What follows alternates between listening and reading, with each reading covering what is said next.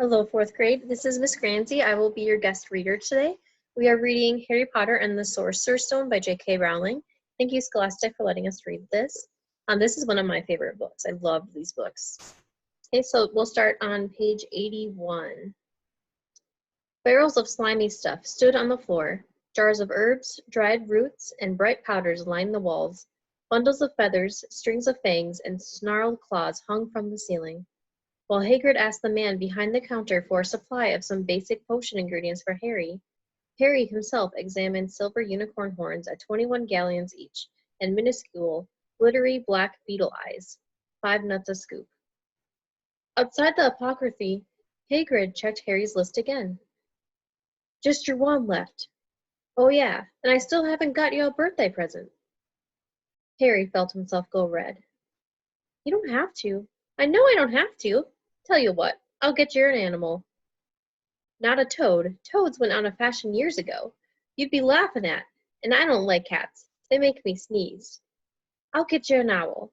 All the kids want owls. They're dead useful. Carry your mail and everything. 20 minutes later, they left A. Loop's Owl Emporium, which had been dark and full of rustling and flickering, jewel-bright eyes.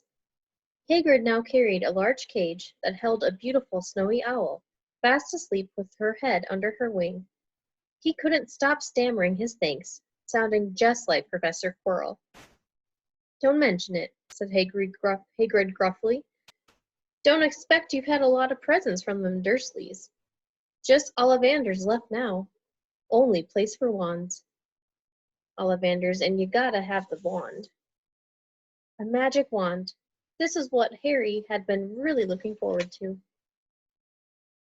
The last shop was narrow and shabby. Peeling gold letters over the door read Ollivanders, makers of fine wands since 382 BC. A single wand lay on a faded purple cushion in the dusty window. A tinkling bell rang somewhere in the depths of the shop as they stepped inside. It was a tiny place, empty except for a single spindly chair that Hagrid sat on to wait. Harry felt strangely, as though he had entered a very strict library. He swallowed a lot of new questions that had just occurred to him, and looked instead at the thousands of narrow boxes piled neatly right up to the ceiling. For some reason, the back of his neck prickled. The very dust and silence in here seemed to tingle with some secret magic. Good afternoon, said a soft voice. Harry jumped. Hagrid must have jumped too, because there was a loud crunching noise, and he got quickly off the spindly chair. An old man was standing before them, his wide, pale eyes shining like moons through the gloom of the shop. Hello? Said Harry awkwardly. Ah, yes, said the man. Yes, I thought I'd be seeing you soon, Harry Potter. It wasn't a question. You have your mother's eyes. It seems only yesterday she was in here herself, buying her first wand, 10 1/4 inches long, swishy, made of willow. Nice wand for charm work. Mr. Ollivander moved to Harry. Harry wished he would blink. Those silvery eyes were a bit creepy. Your father, on the other hand, favored a mahogany wand, 11 inches, pliable, a little more power and excellent for transfiguration. Well, I say your father favored it. It's really the wand that chooses the wizard, of course. Mr. Ollivander had come so close that he and Harry were almost nose to nose. Harry could see himself reflected in those misty eyes. And that's where Mr. Ollivander touched the lightning scar on Harry's forehead with a long, white finger. I'm sorry to say I sold the wand that did it, he said softly. 13 1/2 inches. Phew. Powerful wand, very powerful, and in the wrong hands? Well, if I'd known what that wand was going out into the world to do. He shook his head, and then to Harry's relief spotted Hagrid. Rubeus Hagrid, how nice to see you again. Oak, 16 inches, rather bendy, wasn't it? It was, sir, yes, said Hagrid. Good wand, that one. But I suppose they snapped it in half when you got expelled, said Mr. Ollivander, suddenly stern. Yes, they did, yes, said Hagrid, shuffling his feet. I've still got the pieces, though, he added brightly. But you don't use them? Said Mr. Ollivander sharply. Oh, no, sir, said Hagrid quickly. Harry noticed he gripped his pink umbrella very tightly as he spoke. Said Mr. Ollivander, giving Hagrid a piercing look. Well now, Mr. Potter, let me see. He pulled a long tape measure with silver markings out of his pocket. Which is your wand arm? Well, I'm right-handed, said Harry. Hold out your arm. That's it. He measured Harry from shoulder to finger, then wrist to elbow, shoulder to knee, shoulder to floor, knee to armpit, and round his head. As he measured, he said, Every Ollivander wand has a core of magical substance, Mr. Potter.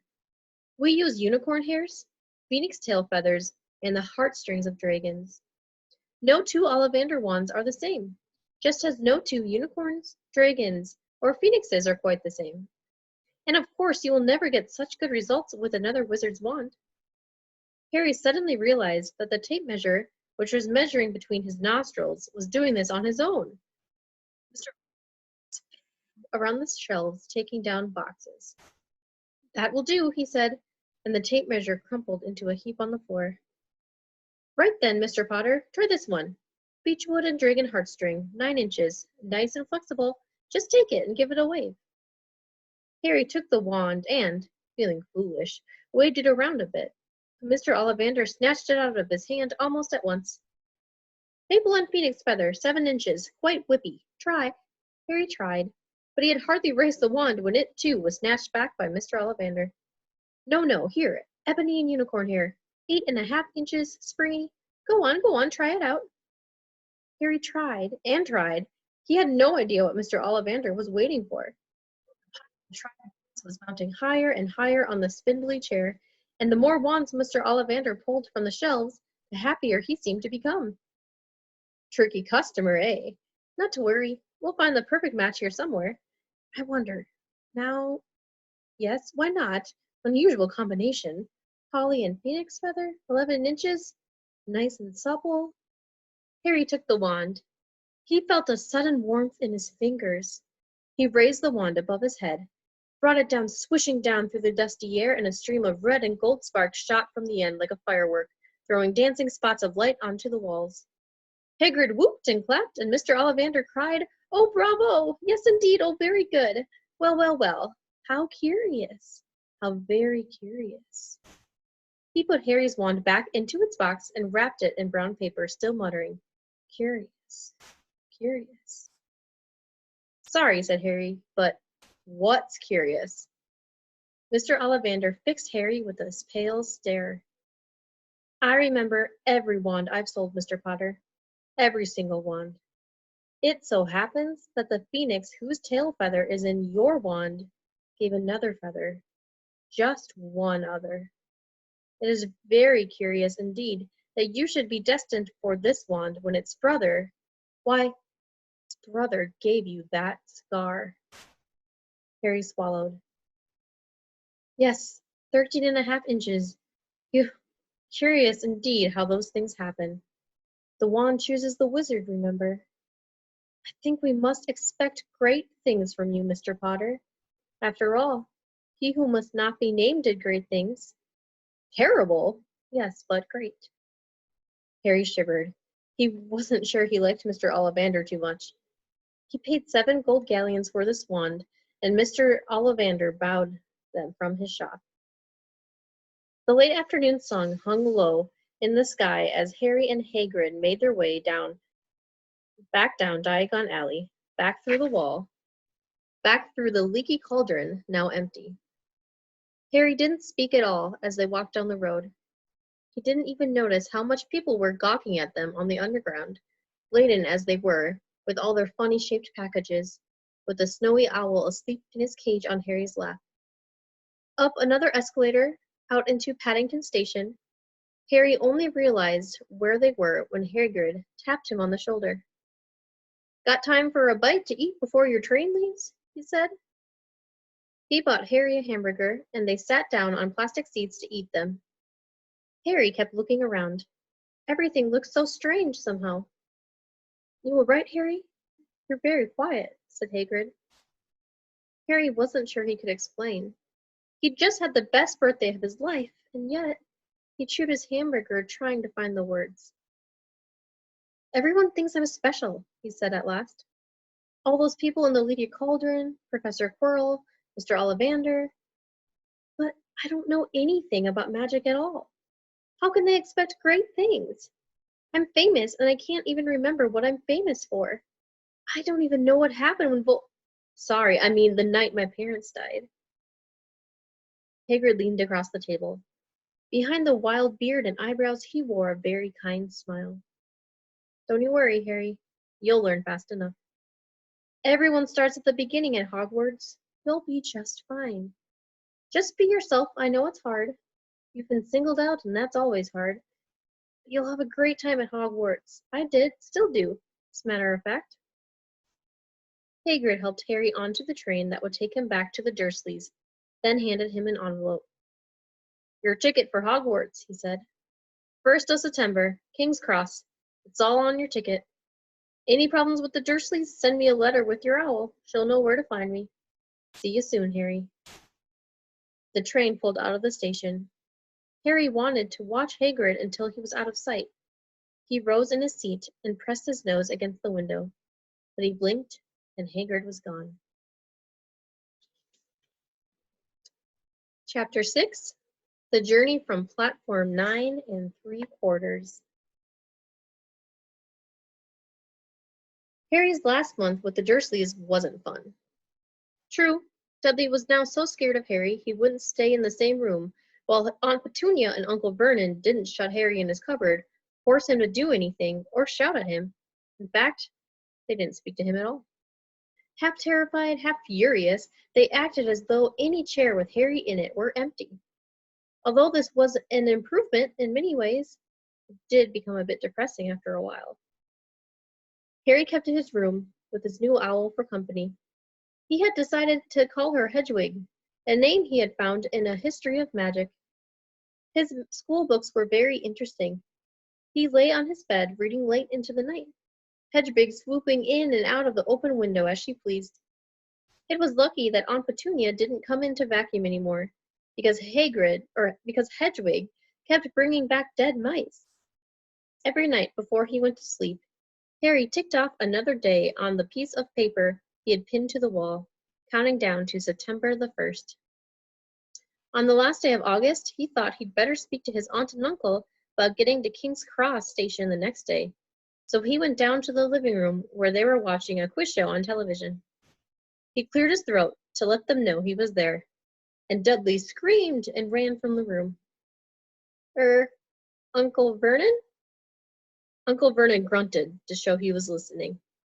I need to be at King's Cross tomorrow to go to Hogwarts." Uncle Vernon grunted again.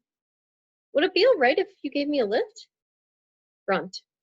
Harry supposed that meant yes. "Thank you." He was about to go back upstairs when Uncle Vernon actually spoke. "Funny way to get to a wizard school, the train. Magic carpets all got punctures, have they?" Harry didn't say anything. "Where's the school anyway?" "I don't know," said Harry, realizing this for the first time. He pulled the ticket Hagrid had given him out of his pocket.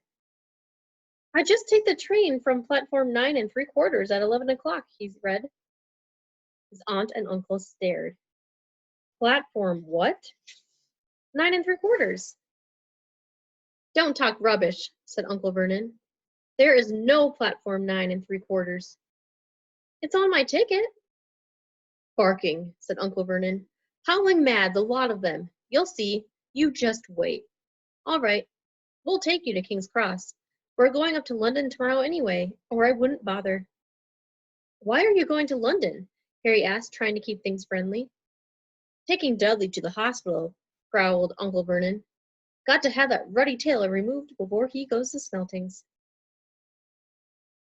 Harry woke at 5 o'clock the next morning and was too excited and nervous to go back to sleep. He got up and pulled on his jeans because he didn't want to walk into the station in his wizard's robes. He changed on the train. He checked his Hogwarts list yet again to make sure he had everything he needed, saw that Hedwig was shut safely in her cage, and then paced the room, waiting for the Dursleys to get up. 2 hours later, Harry's huge, heavy trunk had been loaded into the Dursleys' car. Aunt Petunia had talked Dudley into sitting next to Harry, and they had set off. They reached King's Cross at 10:30. Uncle Vernon dumped Harry's trunk into a cart and wheeled it into the station for him. Harry thought this was strangely kind, until Uncle Vernon stopped dead, facing the platforms with a nasty grin on his face. "Well, there you are, boy. Platform 9, platform 10. Your platform should be somewhere in the middle, but they don't seem to have built it yet, do they?" All right, fourth grade, that is the end of our read for today. I hope you followed along and can join again tomorrow. I'll see you later.